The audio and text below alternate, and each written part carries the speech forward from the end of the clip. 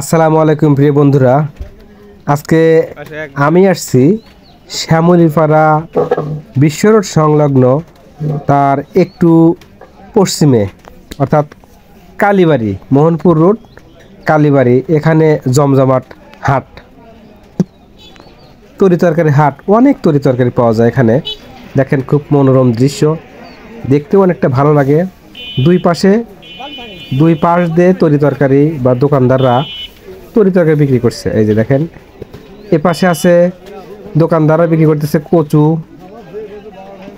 সবজি, নানান ধরনের সবজি আছে।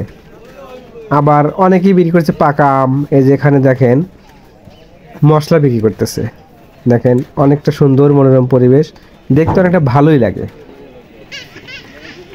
দুপাশ দিয়ে দোকানদাররা বসে আছে, মাঝখান দিয়ে রিক্সা ভ্যান যাতায়াত করতেছে। এই দেখেন, এই যে রিক্সা ভর্তি যাত্রী নিয়ে তারা তাদের গন্তব্যে পৌঁছতেছে। দেখেন, তো আসলে এখানে গ্রামের মধ্যে হাট বাজারে বসলে তো পাশে যারা থাকে ক্রেতাদের অনেকটা সুবিধা হয়, কারণ পাশেই বাজার, তারা যখন খুশি তখন বাজার করতে পারে। তো বাজারটা বসে ভোর থেকে সকাল 8টা-9টার মধ্যে শেষ হয়ে যায়। এই দেখেন, এই যে এখানে অনেক মা বোনেরাও আসছে তরিতরকারি কেনার জন্যে, কারণ তারা আসছে তাদের পছন্দ মতো তরিতরকারি কেনার জন্যে। তাদের ইচ্ছা মতো তরিতরকারি কিনতেছে, বা যার যতটুকু প্রয়োজন তারা ততটুকু ক্রয় করতেছে। এই দেখেন,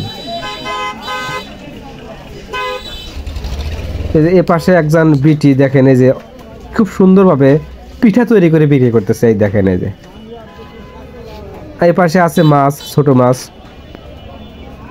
আর এই পাশে আছে এই যে, এই দেখেন, এই যে এই পাশে আছে বড় মাছ। এই দেখেন, এই যে কত বড় বড় শিং মাছ।